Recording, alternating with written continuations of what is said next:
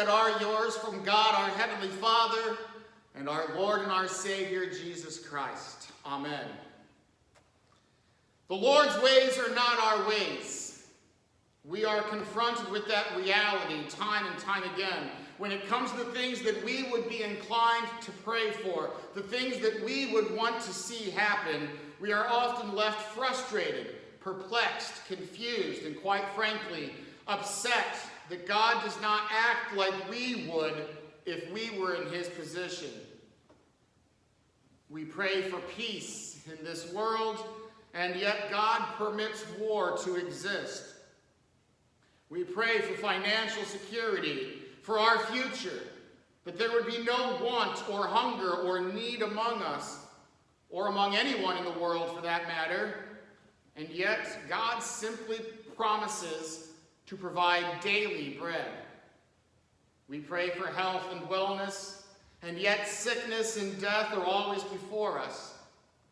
And so we ask ourselves, why doesn't God act?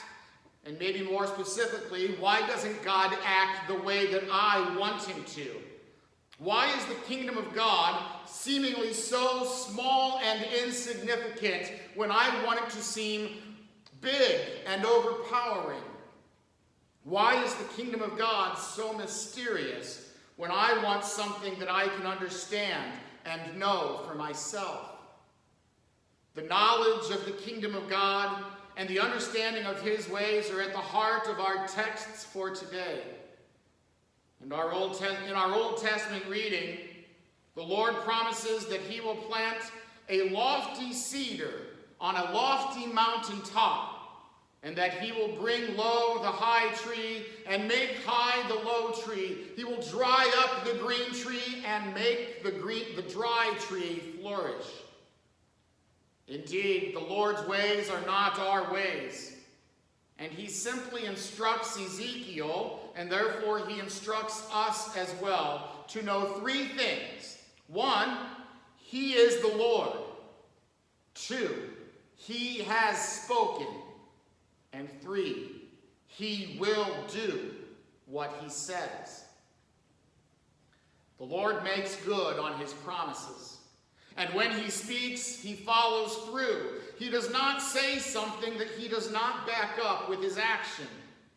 And when he promises to plant a tree, a lofty cedar on a lofty mountaintop, it will happen. We do not need to doubt the truth of God's word, for he is the Lord, he has spoken, and he will do it. It is that simple. The Apostle Paul writes in our epistle lesson from 2 Corinthians that even though we groan, being burdened while we are still in this tent, still living this life in this body in this world, even as we are frustrated and perplexed by the ways of this world, the Lord promises that this earthly tent will be glorified and resurrected on the last day. And so we are called to walk by faith and not by sight, and to believe that the Lord God is the one who makes these promises, and that he is the Lord. He has spoken, and he will do it. But the Lord's ways are not our ways, and we do not understand them, and we do not always know how the kingdom of God works. We just simply know that it does work. Seeds are planted, they grow, and the man who planted them knows not how. But there is something of joy in the not knowing. There is something in this agricultural parable that Jesus tells that should give us great comfort and relief. You don't have to stress out about the kingdom of God. You don't have to worry about programs and techniques or anything else that you think will make the church grow. It is the seed of the Word of God that grows the church. And God has this, as in all things, under his control. After all, he is the Lord. He has spoken. He will do it. But we certainly do like control, don't we? We want to be able to handle things ourselves and to do things our way. To trust in another, even the Almighty God himself, takes humility and faith on our part. To hand things over to God and to pray, thy will be done, well, that takes significant faith on our part. We are not by nature inclined to trust others. Instead, we are inclined to believe that everyone has an agenda. Everyone is out to trick us or out to get us, and that if we want something done right, we have to do it ourselves. And sadly, we often apply this then even to our own salvation. Saved by grace through faith, and not by works so that no one can boast, well, that just seems like a pipe dream to us. Something like that could never exist. No, our sinful nature would insist that we must do something to inherit eternal life. We must do some great work to impress God, to gain his favor, and to be worthy of his gifts. But the first commandment tells us very clearly, you shall have no other gods. And Martin Luther instructs us in his catechism that this commandment means that we should fear, love, and trust in God above all things. Trust in God. Trust in his ways. Trust in him, for he is the Lord. He has spoken, and he will do what he says. To put ourselves in the hands of another and to trust in his mercy, well, is a matter of faith that we must all come to grips with. He is the Lord, and we are not.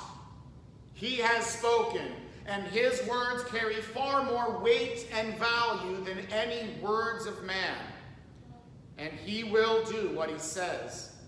He has done what he has promised.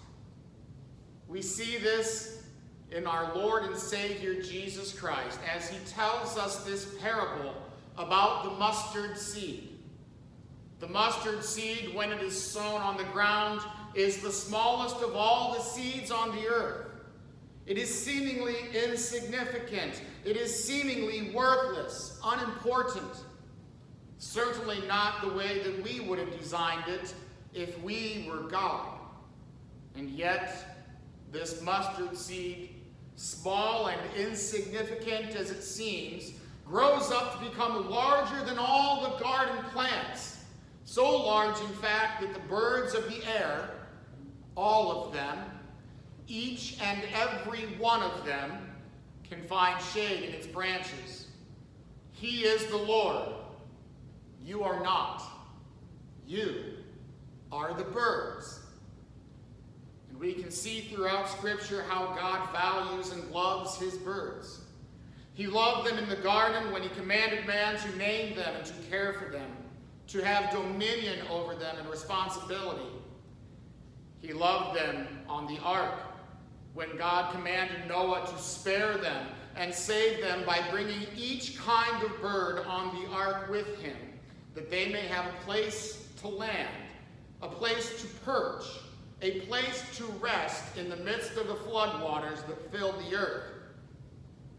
Jesus himself says, "Look at the birds of the air. They neither sow nor reap nor gather into barns, and yet your heavenly Father feeds them. Are you not of more value than they?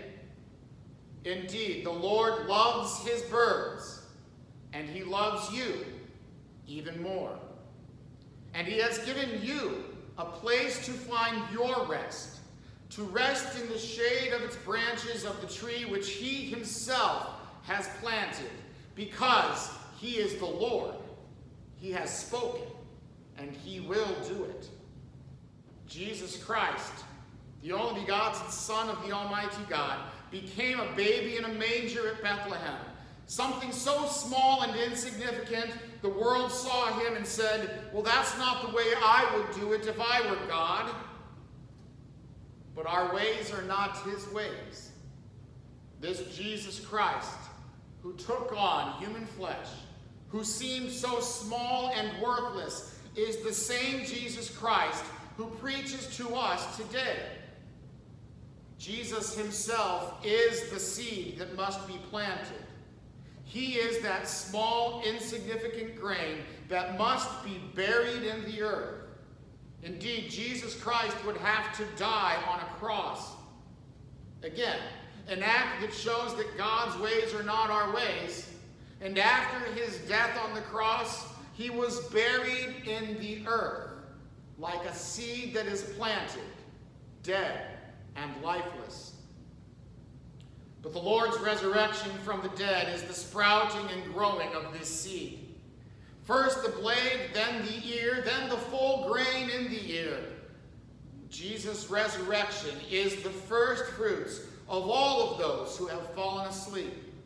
His resurrection is the cornerstone of the Christian church. This church, the holy Christian church on earth, in which we gather to find rest and shade. This seemingly insignificant, small, and worthless man named Jesus Christ instituted his church to be a place where small, worthless, insignificant birds could find comfort, hope, and promise. This same Jesus Christ who speaks to us in parables today was buried into the earth so that his cross might provide for us a tree of life. His cross becomes that lofty cedar on that lofty mountain that was planted on that lofty mountain for our benefit. And his cross, his death and resurrection give us promise and hope beyond anything that we could come up with ourselves. We simply believe in faith these three articles: that he is the Lord, he has spoken, and he will do what he says. Yes, this would be perhaps easy to understand if we were birds that had some kind of value. If we were majestic flyers like the bald eagles. If we were regarded for our beautiful colors and plumage. If we were graceful as doves and had something worthwhile to contribute. Then maybe we could understand why God would make a place for us in this great lofty tree which he has planted. But we are nothing of the sort.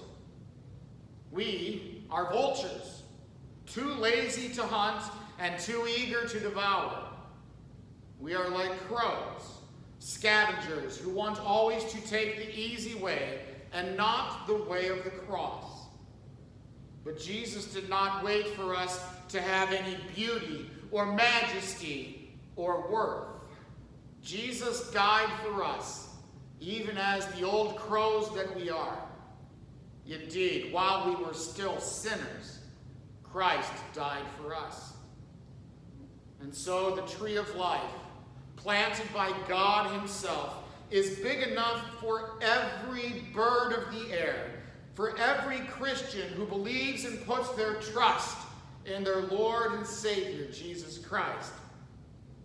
And so, brothers and sisters in Christ, I exhort you to rest in its shade, to believe in the Lord Jesus Christ, and to put your trust in him, even when his ways are not your ways.